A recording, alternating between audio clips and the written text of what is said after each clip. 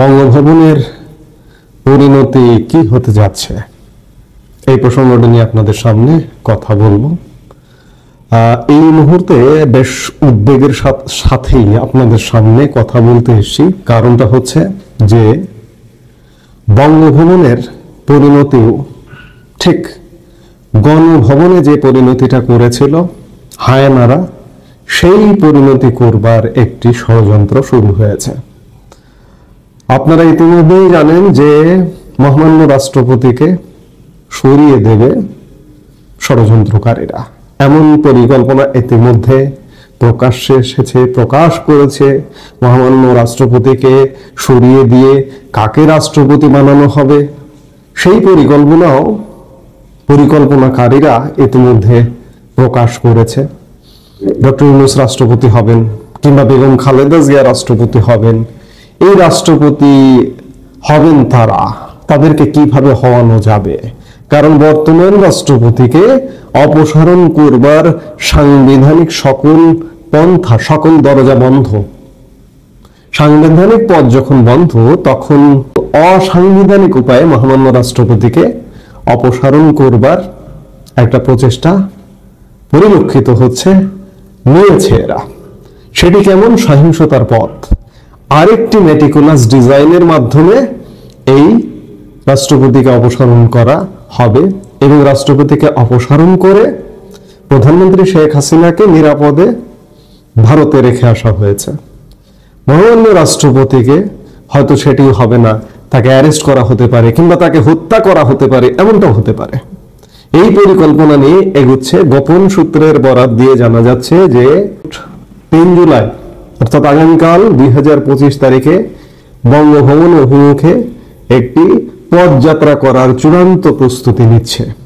এই পদক্ষেপ কেবল প্রতীকী নয়, বরং রাষ্ট্রপতির পদত্যাগ দাবি ও বঙ্গভবনের নিয়ন্ত্রণ নিতে চাওয়ার উচ্চাভিলাষী পরিকল্পনার অংশ। সূত্র জানিয়েছে এই কর্মসূচিতে অংশ নিতে ইতোমধ্যে 1000 জনের বেশি লোককে ভাড়া করা হয়েছে, যাদের অনেকেই আগেও রাজনৈতিক মারামারি এবং সহিংসতায় জড়িত ছিল। পরিকল্পিত পদযাত্রায় ককটেল, হ্যান্ডমেড বিস্ফোরক ও ধারালো অস্ত্র ব্যবহারের প্রস্তুতি চলছে। এসব বিস্ফোরক ঢাকার আশপাশে গোপনে তৈরি করা হচ্ছে, যার ছবি ও স্থান ইতিমধ্যেই গোয়েন্দারা শনাক্ত করেছে।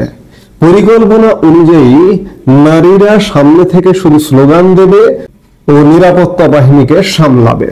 তাদের দিয়ে পুলিশ বা সেনাবাহিনীর মনোযোগ সরিয়ে রাখা হবে, যাতে পিছন দিক থেকে ছেলেরা ককটেল ছুড়ে হামলা চালাতে পারে। সংগঠকরা চায় নারীরা এতে অংশ নেক। তারা পরিকল্পনা করছে নারীরা শুধু সামনে থাকবে, কিন্তু আসল সংঘর্ষে থাকবে না। অন্তত 3টি গোপন বৈঠক অনুষ্ঠিত হয়েছে। বৈঠকে সংঘর্ষের দৃশ্য কিভাবে তৈরি করা যায় সে পরিকল্পনা ছিল মূল আলোচ্য। পরিকল্পনা অনুযায়ী পদযাত্রার এক পর্যায়ে নিজেদের মধ্যে ককটেল বিস্ফোরণ ঘটিয়ে তার নিরাপত্তা বাহিনীর দোষী হয়েছে বলে উপস্থাপন করা হবে। এতে জনগণের সহানুভূতি অর্জনের পাশাপাশি আন্তর্জাতিক প্রতিক্রিয়া উস্কে দেওয়ার পরিকল্পনা রয়েছে।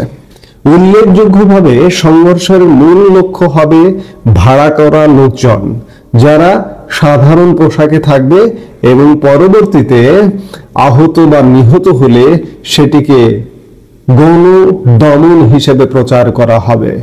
প্রতিটি অংশগ্রহণকারীর জন্য ভাড়া নির্ধারিত হয়েছে 1350 থেকে 1500 টাকা। যে 1000 জনকে ভাড়া করা হয়েছে তাদের পারিশ্রমিক নির্ধারণ করা হয়েছে 1350 থেকে 1500 টাকা, যাকে যেভাবে ম্যানেজ করা যায়। মোহাম্মদপুরের বিহারি ক্যাম্পের কিশোরগঞ্জ নেতার সাথে যোগাযোগ করা হয়েছে, তারা কিভাবে অংশগ্রহণ করবে সেই বিষয়ে। পদযাত্রার মূল লক্ষ্য হলো রাষ্ট্রপতির বিরুদ্ধে গণবিক্ষোভকে সহিংসভাবে উস্কে দিয়ে বঙ্গভবন ভাঙতে চাওয়া, যাতে অন্তর্বর্তী সরকার এবং সেনাবাহিনীর উপর আন্তর্জাতিক চাপ সৃষ্টি হয়। একটি তৃতীয় পক্ষীয় ঘোষণা বা রাষ্ট্রপতির পদত্যাগ দাবির রেকর্ডকৃত বার্তা সামাজিক মাধ্যমে ছড়ানোর জন্য প্রস্তুত রাখা হয়েছে, যা সংঘর্ষের ঠিক পরে প্রকাশ করা হবে। এগুলো বিভিন্ন গোয়েন্দা সূত্রের তথ্য থেকে জানা গেছে যে আগামীকাল 3 জুলাই কিংবা 3 জুলাই যদি নাও পারে, খুব শীঘ্রই, অর্থাৎ আজকে 2 জুলাই আমরা কথা বলছি, খুব শীঘ্রই এমন একটি ঘটনা ঘটাবে। এই যে মোহাম্মদপুরের বিহারি ক্যাম্পের যে কিশোর গ্যাং, এই কিশোর গ্যাং মূলত গণভবন ভাঙচুরের সাথে, গণভবনে প্রথম হাঙ্গামার সাথে এরা জড়িত ছিল, এবং এই বাহিনীকেই বঙ্গভবন ভাঙচুর, বঙ্গভবন দখল এমন একটি প্রক্রিয়ার সাথে যুক্ত করা হচ্ছে, এবং এদের দিয়ে একটি অঘটন ঘটাবে।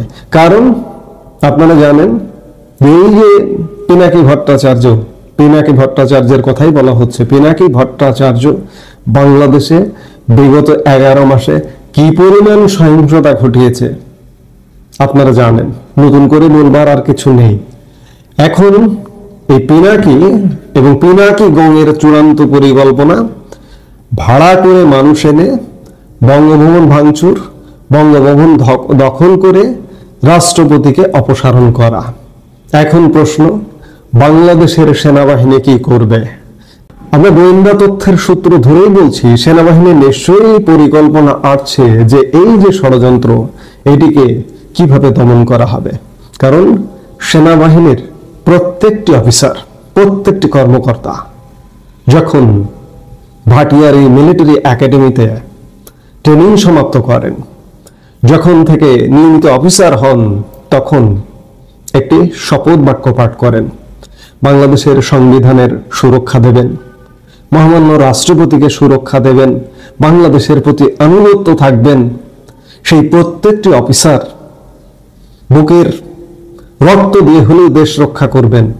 আজকে দেশ এক ভয়ানক সংকটের মধ্যে এবং ভয়ানক হায়নাদের কবলে পড়েছে। এখন দেখার বিষয়, আমরা শেষ পর্যন্ত প্রত্যাশা করি, আশা করি যে সংবিধানকে সেনাবাহিনী রক্ষা করবে, মহামান্য রাষ্ট্রপতিকে রক্ষা করবে। এখন দেখার বিষয়, এই যে পরিকল্পনা, এই পরিকল্পনাটি কি বাস্তবায়ন হয় কি হয় না। এটি যদি হয়, বাংলাদেশ অনেকখানি শেষ হয়ে গেছে, চূড়ান্ত বিচারে বাংলাদেশের পতন হয়ে যাবে। আমরা বিশ্বাস করতে চাই সেনাবাহিনী এই ঘটনা ঘটতে দেবে না। এই মুহূর্তে এ পর্যন্তই। সবাই ভালো থাকুন, সুস্থ থাকুন। আমাদের ভিডিওগুলো নিয়মিত পেতে সাবস্ক্রাইব করুন।